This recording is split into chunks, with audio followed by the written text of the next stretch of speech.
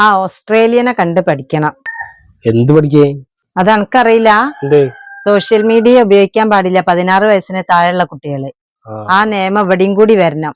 ആ നിയമം ലംഘിച്ചാല് അവിടെ കോടികളാണ് പിഴ. അതൊന്നും ഇവിടെ വരൂല. അതെന്താ ഇവിടെ വന്നാല്?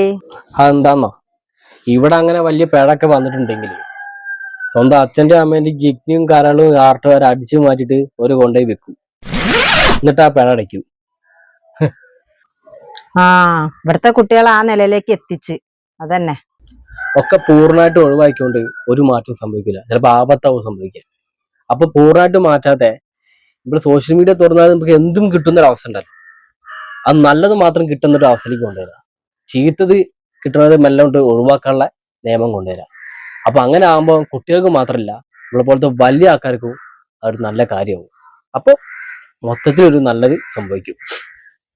ഇവിടെ ഒരു മാറ്റം ഉണ്ടാവില്ല, അതന്നെ. അത് പറഞ്ഞ സത്യമാണ്. 100-ൽ 150% അത് നടക്കാൻ സാധ്യതയില്ല. അവരെ കയ്യിലല്ലേ ഈ ലോകം.